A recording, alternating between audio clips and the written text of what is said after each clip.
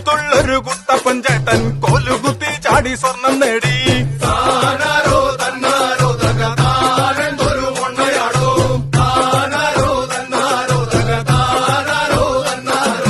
താറിട്ട റൊട്ടില് ചൂലിട്ടൊരച്ചപ്പട്ടാറിനും ചൂലിനും തീ പിടിച്ചേ.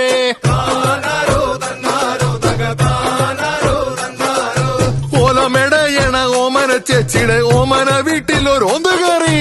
ഒന്തങ്ങ് തള്ള് പന്തിങ്ങ് തള്ള് ഓന്തും പന്തും കൂടി ഉന്തും തള്ള്.